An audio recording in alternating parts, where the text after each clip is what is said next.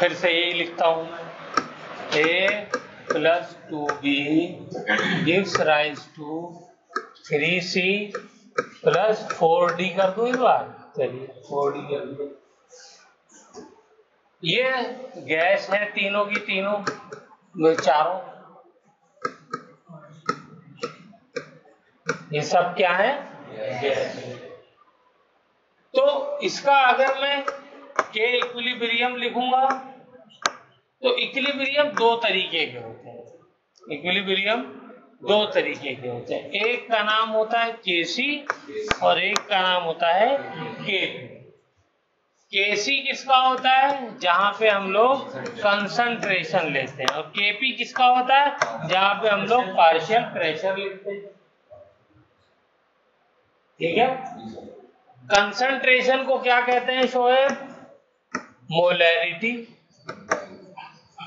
Molarity का formula क्या होता है? Number of mole of solute divided by volume of solution in litre. ये फॉर्मूला तो याद होगा सबको, ठीक है। किसी को इसमें डाउट? पार्शियल प्रेशर कैसे निकालते हैं? पार्शियल प्रेशर निकालना आना चाहिए। तो ये देखिए, ये इंपॉर्टेंट चीज है। ये मेरा कंटेनर है, इसमें ए भी है, इसके अंदर बी भी है, इसी के अंदर सी भी है, इसी के अंदर डी भी है। रिएक्शन तो कंटेनर में ही हो रहा है ना। और प्रेशर कैसे निकालूं मैं? क्योंकि मुझे प्रेशर किसका चाहिए होगा फॉर्मूले में, बताइए। ए का चाहिए होगा, बी का चाहिए होगा, सी का चाहिए होगा, डी का, सबका अलग अलग प्रेशर चाहिए ना। और दिया मुझे क्या हुआ? पूरा कंटेनर दे दिया, और इस कंटेनर में तो प्रेशर एक ही होगा। सब मिलाकर के प्रेशर लगा रहे होंगे, बोलिए। तो इस जो सब मिला के प्रेशर लगा रहे हैं, इसको हम कहते हैं टोटल प्रेशर। क्या कहते हैं?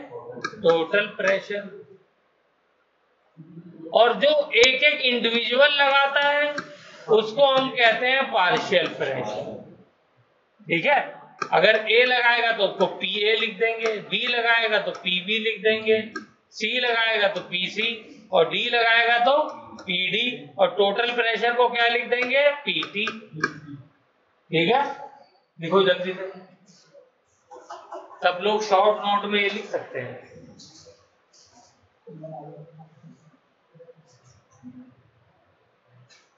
तो ये बात तो हमको समझ में आ गई कि पी टोटल क्या होता है और पार्शियल प्रेशर क्या होता है। ये भी समझ में आ गई कि जब इक्विलिब्रियम कांस्टेंट कंसंट्रेशन वाली टर्म यूज करके निकालेंगे तो उसको केसी बोलेंगे, और जब पार्शियल प्रेशर यूज करके निकालेंगे तो उसको केपी बोलेंगे। ठीक है ना। लेकिन पार्शियल प्रेशर निकालेंगे कैसे? ए बी सी का कोई थर्मामीटर तो है नहीं, या कोई मीटर तो है नहीं कि ए का वो अलग नाप देगा, बी का अलग नाप देगा, सी का अलग नाप देगा, है ना। इसका भी कोई फॉर्मूला होगा। तो इसका फॉर्मूला होता है, हाँ जल्दी से लिखते हैं, इसका फॉर्मूला क्या होता है? पार्शियल प्रेशर, मान लीजिए ए का निकालना है, ए का मैं निकाल देता हूं, तो बी सी डी आप खुद निकाल लोगे। तो ये हो जाएगा partial pressure of A is equal to mole fraction of A into total pressure. ठीक है। इस फॉर्मूले का नाम है, क्या नाम है बताओ? कल बताया था, तुम बताओ नमीर। नहीं बताया, तुम बताओ इंतजाम, क्या नाम था इसका? शोएब, किसने फॉर्मूला दिया था, क्या नाम है? Dalton's law of partial pressure. इसको याद रखिए फॉर्मूले को। क्या नाम है? तो 4, 6, 10, 20 जितनी भी गैस है उनका मिक्सचर अगर हमें दिया हुआ हो और किसी एक कप प्रेशर निकालना हो तो ये फॉर्मूला लगा देंगे। ठीक है, चलिए वेरी गुड। अब इसमें ये मोल फ्रैक्शन जो है, ये वाला, ये निकालना आता है मोल फ्रैक्शन। बोलो, मोल फ्रैक्शन का फॉर्मूला याद है? बताओ। मान लो एक कंटेनर है, ये रहा, इसमें एक गैस ए है, दूसरी गैस बी है, या लिक्विड भी हो तो भी चलेगा। इसका मोल फ्रैक्शन निकालना है, मोल फ्रैक्शन ऑफ ए। कैसे निकालेंगे, याद है क्या? बताइए। यस, अरे वाह। ए के कितने मोल है इस कंटेनर में? Na होंगे, हमें नहीं पता तो Na मान लेते हैं। बी के कितने मोल हैं? Nb। तो ए का जब मोल फ्रैक्शन निकालेंगे तो क्या करेंगे? Na को ऊपर रखेंगे और divided by Na plus Nb। ठीक है। और ऐसे ही जब हम निकालेंगे मोल फ्रैक्शन ऑफ बी तो क्या हो जाएगा? Nb को ऊपर रखेंगे और divided by Na plus Nb। इसको मैं क्या कह सकता हूं? Na प्लस Nb को क्या कह सकता हूं? टोटल मोल भी तो कह सकता हूं। टोटल मोल, जितने कंटेनर में मोल है, ये मोल फ्रैक्शन निकालने का फॉर्मूला होगा। ठीक है। तो यही फॉर्मूला वहां पर लगेगा। वहां पर ढेर सारी गैसेस हैं। बोलो, वहां पे कितनी सारी गैसेस हैं? वहां पर कई सारी हैं। ए भी है, बी भी है, सी भी है, डी भी है। तो वहां पे मोल फ्रैक्शन अगर ए का निकालना है तो क्या करना पड़ेगा? Na तो ऊपर रखना होगा, डिवाइडेड बाय सबके मोल्स लेने होंगे, Na plus Nb plus Nc plus Nd। Total mole चाहिए ना, तो सबके मोल ऐड करेंगे। ये बात समझ में आई? ज्यादातर 2 का ही आता है, लेकिन मैं कह रहा हूं कि अगर ज्यादा है तो फिर हम लोग सबके मोल लेने तो सबको नीचे लिखेंगे। और मोल निकालना आता है? मोल का फॉर्मूला क्या होता है बताओ? नंबर ऑफ मोल कैसे निकालते हैं? Weight upon molecular weight. Weight upon molecular weight. ठीक है। बस, तो यहां से मोल निकाला, मोल से मोल फ्रैक्शन निकाला, अब तो कोई प्रॉब्लम नहीं। और मोल फ्रैक्शन आ गया तो पार्शियल प्रेशर आ जाएगा। ठीक है। ए का निकालना होगा ए का, बी का निकालना होगा, यही फॉर्मूला बी के लिए बन जाएगा। बी के लिए बताओ क्या बनेगा? E B is equal to chi B into P total. इसका नाम काई है। ठीक है। लेकिन आप जो चाहे कह सकते हैं मोल फ्रैक्शन को। चलिए, वेरी गुड, यहां तक हो गया था। अब हमने केसी और केपी के अंदर रिलेशन पढ़ना है और वही हमारे मेन काम का है। ठीक है, वही हमें आना चाहिए। तो बताओ जी, केपी इज इक्वल टू क्या था? केपी और केसी में क्या रिलेशन था? केसी आगे R T delta N G, ये फॉर्मूला है, ये अच्छे से याद कर लीजिए।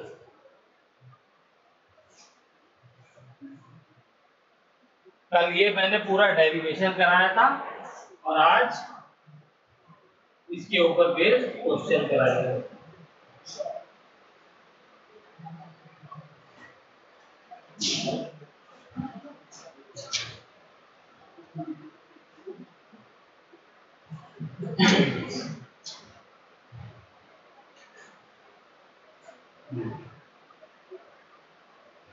कल मैंने 3-4 क्वेश्चन दिए थे, वो कितने कितने किए हैं?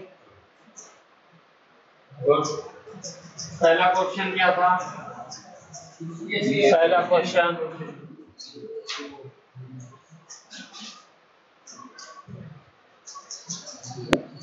पहला क्वेश्चन था, बताइए। कैल्शियम कार्बोनेट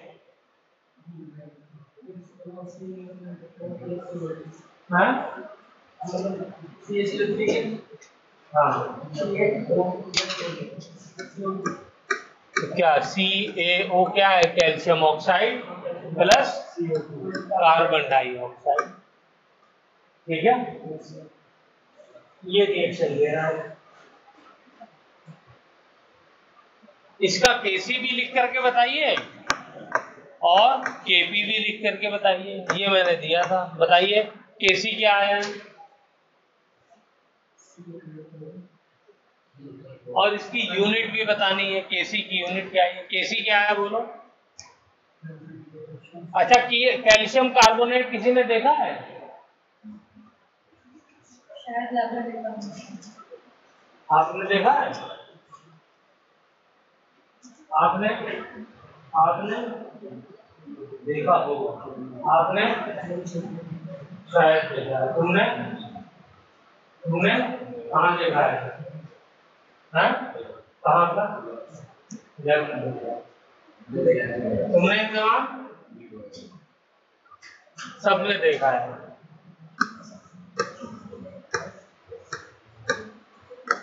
संगमरमर जो होता है वो कैल्शियम कार्बोनेट।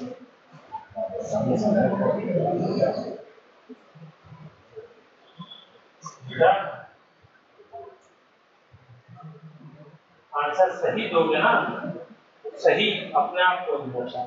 दूसरा, जो चूने वाला पत्थर होता है वो भी कैल्शियम कार्बोनेट होता है। ठीक है, दोनों का एक ही फॉर्मूला होता है, बस वो बहुत ज्यादा हार्ड होकर के वैसा हो जाता है। ठीक है, तो कैल्शियम कार्बोनेट। इसको क्या किया, तो ये सॉलिड होगा। ठीक है, यहाँ पे फोकस करें, हो गया, तफरी भी हो गई और पता भी चल गया। और इसको लिख लो, फिर ये ना हो कि दोबारा पूछो तो कहो कि लैब में देखा है। ठीक है, ये क्या है, कैल्शियम ऑक्साइड। ठीक है, ये भी सॉलिड होता है।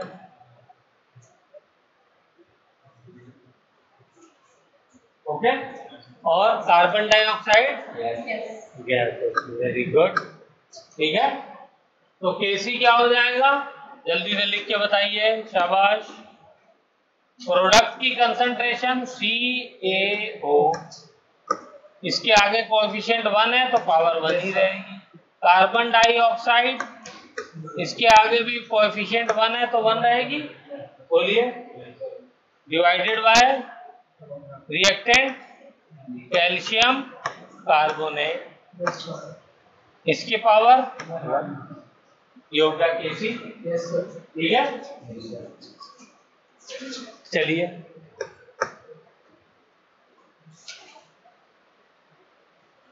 गुड, क्लियर हमने।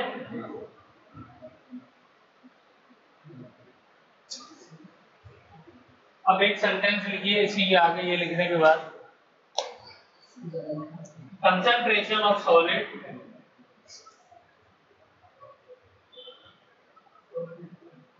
concentration of solid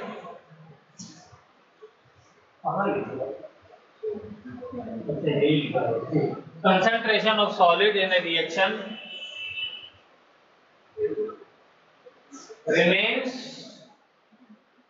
constant. Concentration of solid in a reaction remains constant. Remains constant. Hence it is taken as unity. क्या लेते हैं, यूनिटी। यूनिटी मतलब 1, यूनिटी माने 1। ठीक है, एकता में,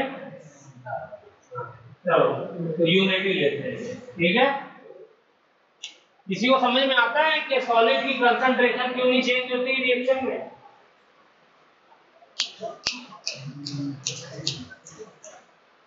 चलो एक हिंट दे देता हूँ, आ गया तो आ गया।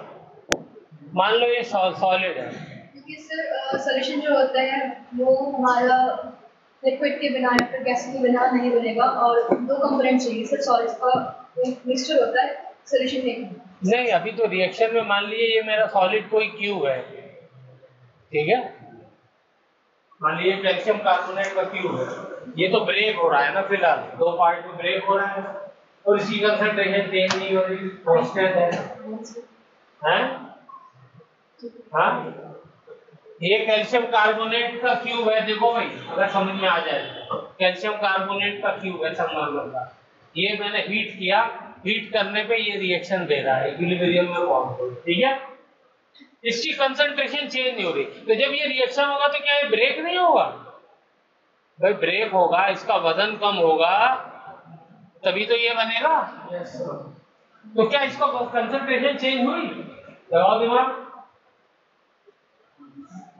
भाई, आधा घट गया, आधा गल गया, मान लो आधा कन्वर्ट हो गया, तो क्या इसकी कंसंट्रेशन चेंज हुई? हुई? क्योंकि मैंने लिखवाया, क्यों नहीं हुई वो बताओ। ज्यादा बच रहा है, मैं कह रहा हूँ आधा खत्म हो गया, चलो ज्यादा छोड़ो। मतलब अमाउंट की बात कर रहे हैं, कंसंट्रेशन तो आयनिक लेवल पे होगी, मतलब यस, इसको थोड़ा सा यूं सोचिए कि अब मान लिया आधा बचा, तो कंसंट्रेशन क्या होती है? Number of moles divided by volume. तो मोल भी आधे हो गए, वॉल्यूम भी आधा हो गया। मोल भी आधे हो गए, वॉल्यूम भी तो आधा हो गया, तो इसलिए कंसंट्रेशन चेंज नहीं होगा। ठीक है, बस इस तरह से लिख जाऊंगा, अगर आ गया समझ में तो ठीक है, नहीं तो बस। तो इसको चाहे तो एग्जांपल लिख लिए। तो इसलिए हम क्या करेंगे, यहाँ पे सॉलिड वाले जितने भी हैं उन सबको क्या कर देंगे, बोलो जी, वो 1 ले लेंगे। तो कैल्शियम ऑक्साइड भी 1 है, मतलब सॉलिड है, तो ये 1 हो जाएगा। ठीक है, कैल्शियम कार्बोनेट, इसका कंसंट्रेशन लेंगे। ठीक है, concentration of carbon dioxide divided by calcium carbonate की कंसंट्रेशन भी, क्योंकि ये भी सॉलिड है तो ये भी 1 हो जाएगी। ठीक है, तो केसी का फाइनली फॉर्मूला क्या आ गया? केसी का फाइनली फॉर्मूला आ गया कार्बन डाइऑक्साइड।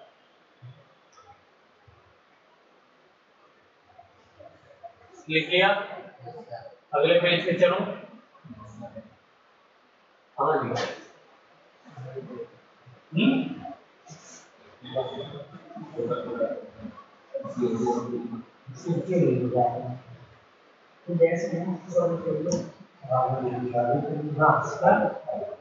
CO2 गैस है ना बेटा, जो सॉलिड है उसको 1 लेंगे ना, गैस को 1 लेंगे। बोलो, कोई डाउट नहीं? चलिए, तो Kc को मैं क्या लिख सकता हूँ, इसकी यूनिट बताइए। चलिए, Kc is equal to CO2 की पावर 1 ही है ना पावर। इसकी यूनिट बताइए, Kc की यूनिट बताओ।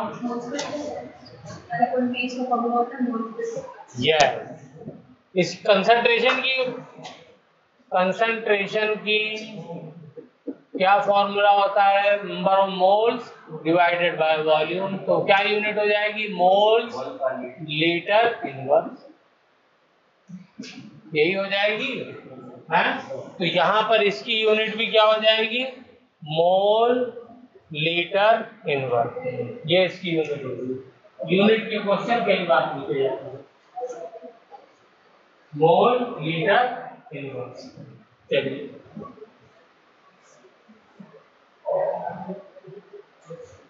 गुड।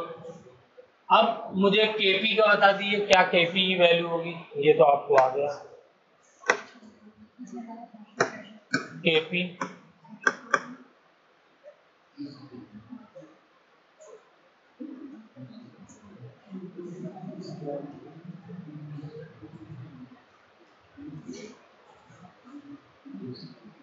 बोलिए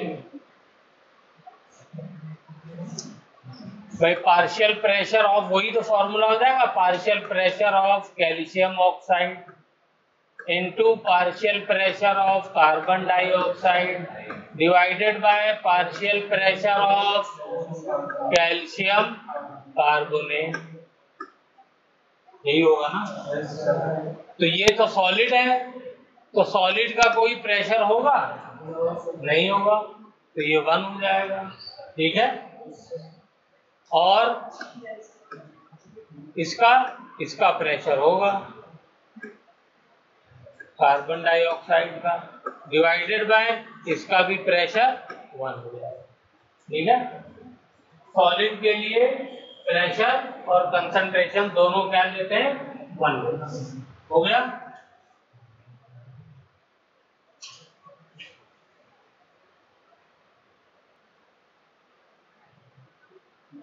तो क्या आंसर आ गया? Kp की value is equal to PCO। आप बताएं यूनिट क्या होगी? Kp की यूनिट बताइए। यहाँ पे पावर क्या है? 1। और पार्शियल प्रेशर की यूनिट क्या होती है? जो प्रेशर की यूनिट होती है। प्रेशर की यूनिट क्या होती है? एटीएम। तो पार्शियल प्रेशर की भी यूनिट क्या होगी? एटीएम। तो केपी की यूनिट क्या हो जाएगी? एटीएम की पावर 1। ठीक है ना? यहाँ पर इसकी भी पावर क्या होगी? 1 होगी। कहीं कहीं पे पावर 2 आएगी, कहीं पे माइनस में आएगी, ये याद रखना। उसी हिसाब से ये चेंज होता जाएगा। यहाँ पे पावर 1 थी ना ये, तो इसलिए इसकी पावर 1 तो सेम एज इट इज हो जाएगी। पावर अगर 2 होती है तो ये दोनों 2 हो जाएगा। लिख लिया? तो हमने यहाँ से एक बात सीखी। क्या सीखी? कि अगर किसी इक्विलिब्रियम रिएक्शन में कोई सॉलिड है तो उसको हम क्या करेंगे? उसकी कंसंट्रेशन को बढ़ाएंगे। चलिए, वेरी गुड। दूसरा हमने क्या रिएक्शन दिया था? चलिए, N2O4 gives rise to NO2। ठीक है, ये बना रहा है। तो ये बैलेंस है इक्वेशन। ये इक्वेशन बैलेंस है, केमिकल इक्वेशन। नो, यहाँ पे 2 नाइट्रोजन है, वहाँ 1 है। बैलेंस करने के लिए क्या करूंगा? 2 कर दूंगा। तो नाइट्रोजन 2 हो गए, ऑक्सीजन 4 है, ऑक्सीजन भी 4 हो गए। ठीक है, तो इसके लिए जल्दी से केसी लिखिए। क्या हो जाएगा? ये दोनों गैस होती हैं, ये हमको पता होना चाहिए। ठीक है, डाई नाइट्रोजन टेट्रा ऑक्साइड, ये भी गैस होती है। बेसिकली ये इसका डाइमर होती है। लिखो केसी की वैल्यू फटाफट। क्या हो जाएगी? NO2 की कंसंट्रेशन की पावर 2 डिवाइडेड बाय N2O4 की पावर 1। हो गया? बस यहाँ पे दोनों गैस हैं तो इसलिए यहाँ पे कोई चीज भी 1 नहीं। ठीक है, तो यहाँ पे बताइए पावर यूनिट क्या हो जाएगी? जल्दी से यूनिट बोलिए। ऊपर कंसंट्रेशन, तो इसकी क्या यूनिट हो जाएगी? मोल अपॉन लीटर की पावर 2। नीचे एक है मोल, ये भी कंसंट्रेशन ही तो है, मोल पर लीटर की पावर 1। तो एक कट जाएगा और एक बचेगा, तो क्या आ जाएगी? मोल पर लीटर। ये यूनिट आ गई। क्लियर हो गया? चलिए, वेरी गुड। केपी की बताइए वैल्यू क्या हो जाएगी? जल्दी से।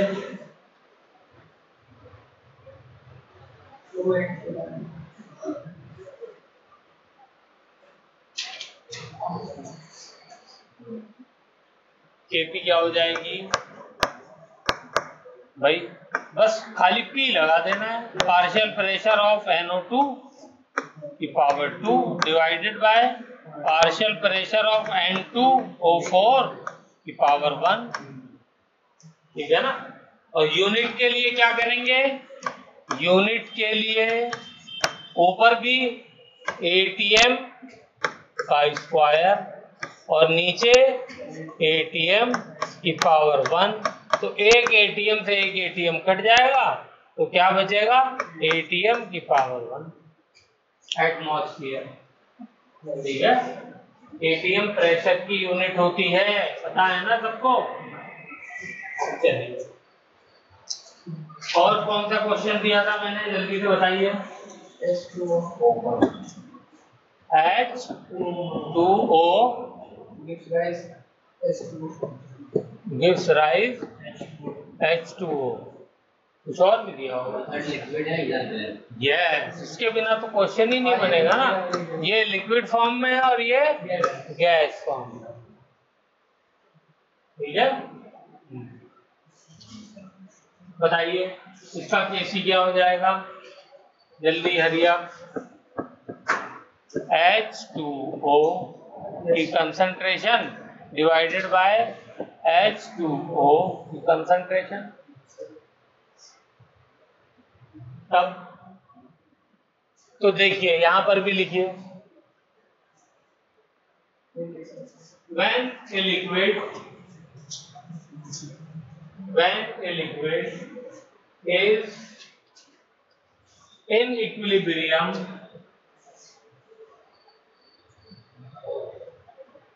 with its vapors,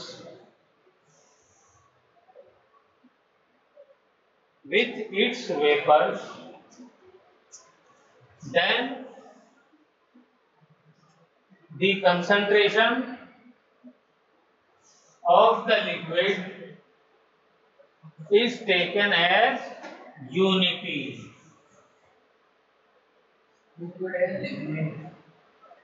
Then the concentration of liquid is taken as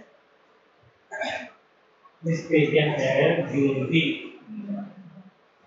कोई भी लिक्विड ले लीजिए आप, मैंने यहाँ पे जो है वो वाटर लिया, आप अल्कोहल ले लीजिए, तो अल्कोहल लिक्विड से वेपर में कन्वर्ट हो रहा है, तो लिक्विड वाला अल्कोहल जो होगा उसकी कंसंट्रेशन को क्या लेंगे, यूनिटी 1 लेंगे। कोई और ले लीजिए, बेंजीन ले लीजिए, बेंजीन लिक्विड से वेपर में कन्वर्ट हो रहा है, तो बेंजीन का लिक्विड कंसंट्रेशन जो होगी क्या होगी, 1। क्लियर हो गई बात? बस तो यहाँ पर क्या हो जाएगा बोलिए, ये हो जाएगी 1 H2O की पावर 1 और ये 1 होगा। ठीक है, नीचे लिक्विड वाला आया था ना, तो यही तो 1 होगा, ऊपर वाला नहीं होगा, ध्यान रखना। ऊपर तो प्रोडक्ट में गैस है ना, तो ये वाला थोड़ी 1 होगा, नीचे वाला होगा। तो क्या हो जाएगा, इसका यूनिट बताइए क्या हो जाएगी, जल्दी से नवाब बोलो अमीर, क्या होगा?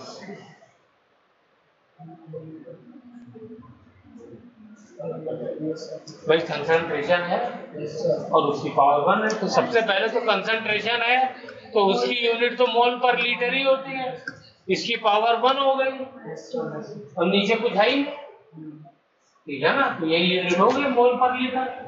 ठीक है, चलिए एक और क्वेश्चन दिया था मैंने। अच्छा केपी क्या हो जाएगा इसका, केपी H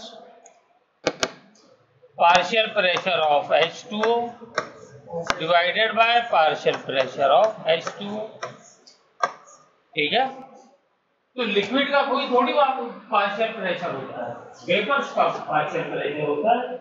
ठीक है ना, तो नीचे वाला यहाँ पर भी यूनिटी हो जाएगा, तो क्या हो जाएगा, पार्शियल प्रेशर ऑफ H2O, चाहे तो यहाँ पे गैस लिख देते हैं, यहाँ पे लिक्विड लिख देते हैं ताकि क्लैरिटी दिमाग में रहे। तो ये क्या हो जाएगा, इसकी यूनिट ATM पावर 1। ठीक है, चलिए अगला क्वेश्चन जो दिया था वो क्या था, हाँ हो गया ना, चलो Cu आगे क्या है, सॉलिड। हाँ ये बताना जरूरी है, तो पिछली बार भी नहीं बताया। हाँ प्लस 2Ag बस, हाँ ऊपर क्या है प्लस, फिर एक्वस। एक्वस का मतलब क्या होता है,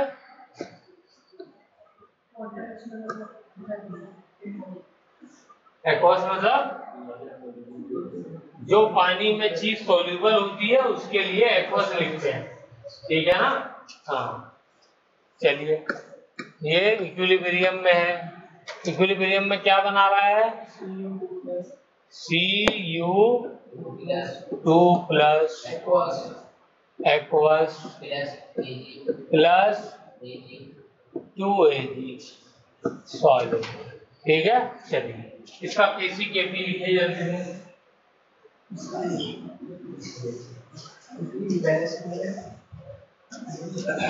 Kc प्रोडक्ट की कंसंट्रेशन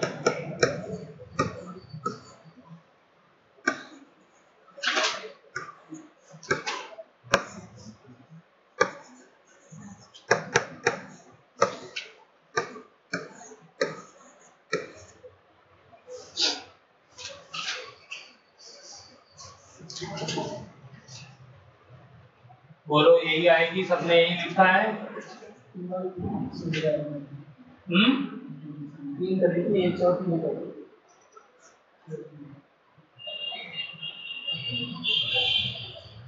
इंदवाम यही आई है। इसमें कुछ और चेंज आएगा क्या? सॉलिड वाले को 1 ले लेंगे। तो कौन कौन सॉलिड है? ऊपर Ag और नीचे कॉपर। तो ये हो जाएगा Cu2 प्लस ऊपर और Ag प्लस का होल स्क्वायर नीचे। अब इसकी यूनिट बता दो जल्दी से। यूनिट क्या आएगी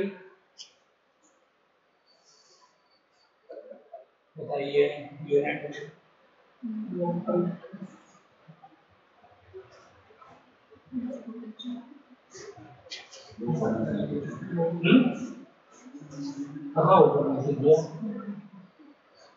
Cu2 प्लस ऊपर है, Ag तो सॉलिड है ना, तो वो 1 हो जाएगा। प्रोडक्ट में जो Ag है वो सॉलिड है। ध्यान दो, अभी भी आधे घंटे में एक किलो फ्रेश हो। हाँ, आया यूनिट किसी की?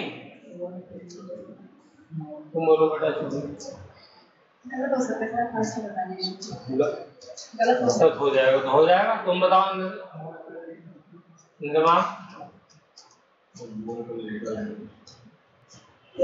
भाई, ऊपर वाले की यूनिट कंसंट्रेशन है तो मोल पर लीटर होगी, इसमें तो कोई डाउट किसी को होना नहीं चाहिए।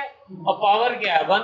और नीचे वाली भी कंसंट्रेशन है तो मोल पर लीटर की पावर 2।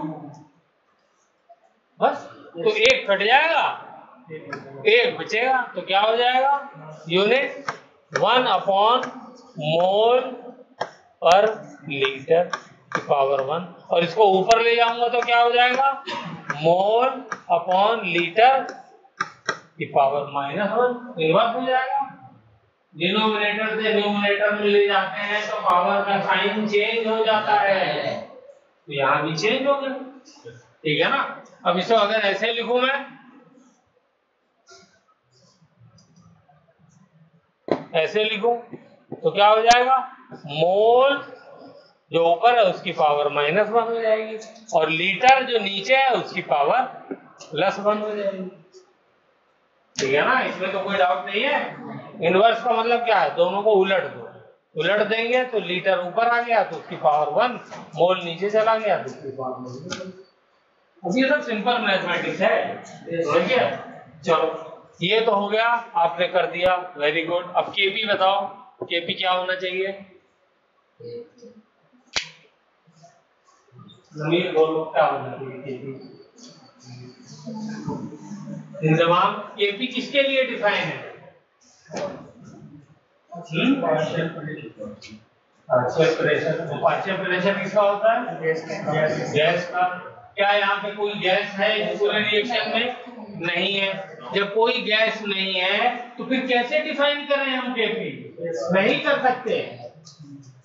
तो यहाँ पे लिखिए KP is not defined. KP define करने के लिए हमारे पास गैस होनी चाहिए, कम से कम एक तो गैस हो। यहाँ तो एक भी नहीं है, तो क्या करेंगे? Not defined. ओके, चलिए, गुड। काफी कुछ सीख लिया आप लोगों ने। बेटा सीख लिया, उतनी देर भूल हो जाना उसको। एक और बता दूं, ये भी थोड़ा सा डिफरेंट है। Acetic acid. एसिटिक एसिड का फॉर्मूला किसी को याद है? CH3COH। ठीक है? ये पानी के साथ रिएक्शन करके खुद ब खुद किसमें ब्रेक होता है? बोलिए।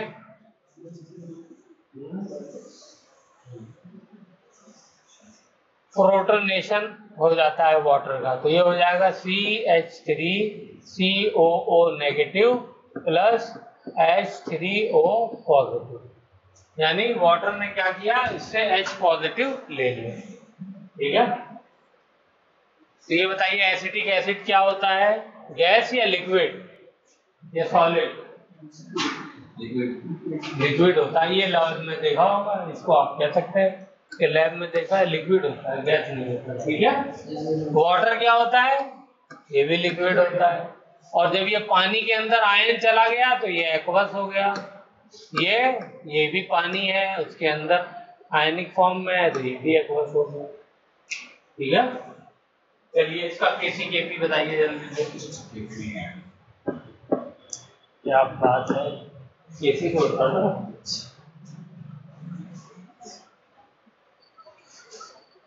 CH3 प्रोडक्ट में जो है उनकी कंसंट्रेशन लिख देते हैं और H3O positive divided by CH3COOH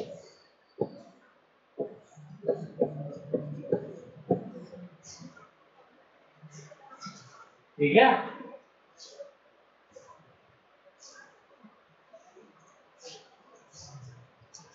इसका केसी क्या हो जाएगा, इसमें कोई चीज वन होगी?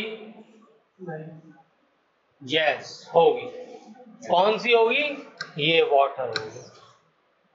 ये बताने के लिए क्वेश्चन क्यों होगी, इसलिए कि पानी तो मीडियम है ना, उसमें तो रिएक्शन हो रहा है, तो मीडियम की कंसंट्रेशन हम लोग क्या लेते हैं, 1 लेते हैं। जैसे अभी पीछे वाला किया था कॉपर वाला, ये भी रिएक्शन कहाँ हो रहा है, एक्वस एक्वस सब लिखा हुआ, तो पानी है ना सॉल्यूशन, पानी की कहीं कंसंट्रेशन ली, यहाँ तो नाम ही नहीं लिखा उसका, क्योंकि यहाँ पे ऑलरेडी लिखा हुआ था, तो इसलिए मैंने बताया कि लिखा हुआ है तो भी क्या करेंगे, 1 लेंगे। क्यों? क्योंकि वाटर एज ए मीडियम काम कर रहा है। तो लिखिए यहाँ पे एक नोट डाल करके इस पॉइंट को लिखिए, concentration of medium, concentration of medium bracket में लिख लो water will be taken as 1, will be taken as 1, तो ये 1 हो जाएगी। तो 1 होने के बाद क्या बचेगा मेरे पास, CH3COO नेगेटिव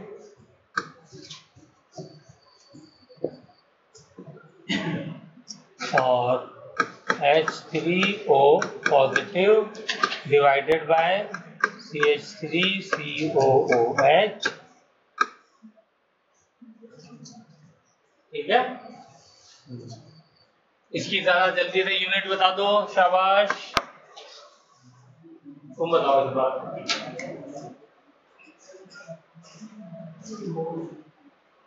इसकी पावर क्या है, 1 मोल पर लीटर, इसकी पावर भी 1 है मोल पर लीटर, तो क्या हो गई 2 मोल पर लीटर। इसकी कंसंट्रेशन मोल पर लीटर, 1 मोल पर लीटर से 1 मोल पर लीटर कट गया, तो क्या बचा, मोल पर लीटर बचा। वह स्पीड बढ़ाओ, अब तो मुश्किल चीज नहीं है, मोल पर लीटर, ये इसकी यूनिट होगी।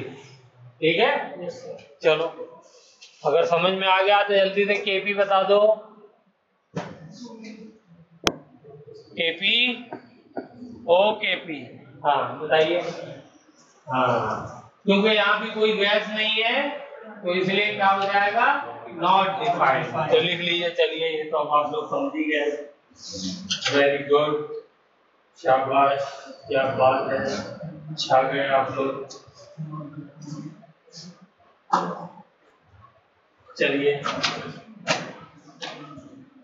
1-2 क्वेश्चन, ये तो पुराने वाले किए, 1-2 क्वेश्चन और दे रहा हूँ जल्दी जल्दी मेरे, अब मैं लिखूंगा नहीं, अब आप लोगों को आंसर लिखना है। ठीक है, हाँ आपकी ये मैंने करा दिए पुराने वाले, अब ये आपको करने हैं। चलिए पहला हाइड्रोजन गैस प्लस आयोडीन, चलो इसको भी गैस ले लिया मैंने, gives rise to 2HI, hydrogen iodide, ये भी गैस है। ठीक है, इसका Kp Kc लिखो जल्दी से। N2 plus 3H2 gives rise to 2NH3, इसका भी Kp Kc लिखो। तीसरा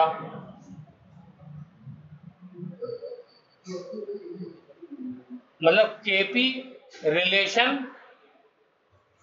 क्या लिखना है, relation between Kp and Kc, ये रिलेशन लिखना है।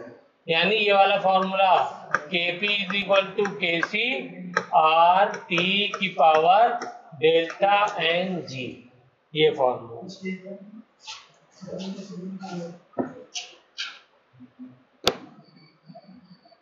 SO2 plus O2 gives rise to SO3, इसमें क्या करना पड़ेगा, 2 से मल्टीप्लाई। चलिए शाबाश। केपी और केसी की रिलेशन, ये सारे क्वेश्चन आए हुए हैं कंपटीशन में।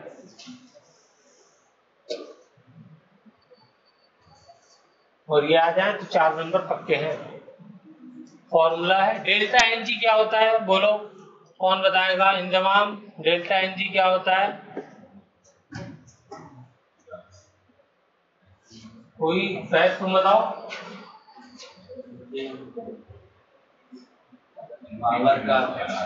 Number of moles of gas in product minus number of moles of gases in reactant.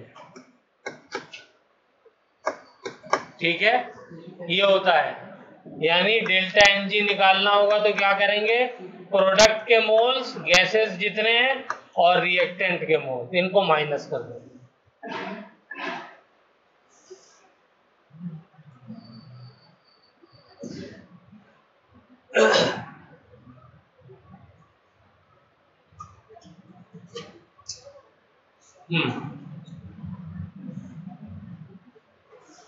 पहले का आया किसी का आंसर,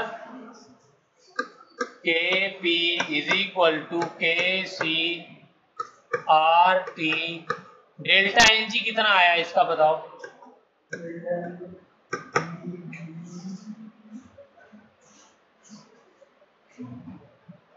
पहले वाले का डेल्टा एन जी कितना आया इंजमाम, प्रोडक्ट में कितने मोल है, अच्छा छोड़ो चलो देख लिया, प्रोडक्ट में कितने मोल है गैस पे,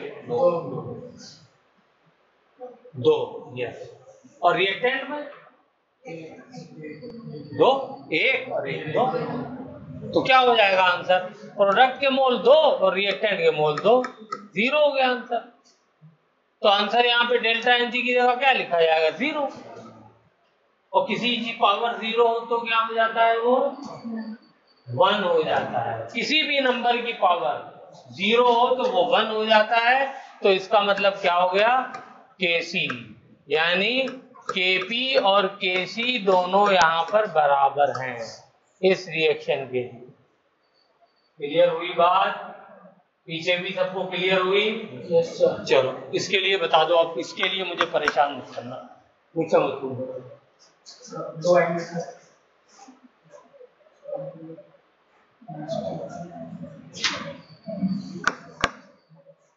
Kp is equal to Kc into RT, delta N G की वैल्यू बता दो खाली, बस करना क्या है। प्रोडक्ट कितना है, 2 और रिएक्टेंट कितना है, 4, तो प्रोडक्ट में से रिएक्टेंट घटाना है बेटा, तो 2 नहीं आएगा, -2 आएगा, तो यहाँ -2 आएगा। कहाँ -4 लीजिए? अच्छा ये, चलिए आपको समझ में आ गया, ठीक है। हाँ तो -2, तो यहाँ पर क्या हो जाएगा इसका answer Kc divided by RT की पावर 2। भाई माइनस में है तो डिनोमिनेटर में चला जाएगा, ठीक है ना। ऊपर माइनस में है तो मैंने इसको क्या किया, डिनोमिनेटर में लिख दिया। लिख सकते हैं नहीं लिख सकते? नहीं याद आ रहा। अगर x की पावर -2 है तो मैं इसे 1/x² लिख सकता हूँ। हाँ तो ये जो है Kp क्या हो गया, बस ठीक है। चलिए तो Kp क्या हो गया, Kp = हो गया Kc, और RT की जो पावर थी -2 वो मैं नीचे ले आया और +2 कर दिया। आप चाहे तो वैसे ही लिखा रहने दीजिए, कोई फर्क नहीं पड़ता, ठीक है।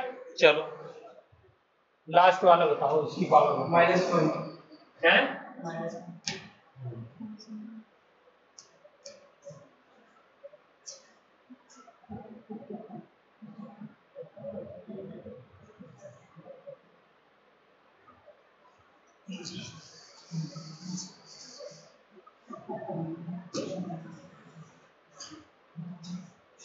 बस डेल्टा NG निकालना आना चाहिए। तो प्रोडक्ट में कितने हैं, 2, रिएक्टेंट में कितने हैं, 2 और 1 3, -3 = -1। तो ये क्या हो जाएगा, Kp = Kc एंड RT की पावर -1। तो यहाँ पे इसको डिनोमिनेटर में लाओगे तो क्या हो जाएगा, Kp = Kc divided by RT, बस पावर 1। चाहे ऐसे लिखो चाहे ऐसे लिखो, दोनों ही ठीक है। तो ये रिलेशन आप लिख सकते हैं, ठीक है।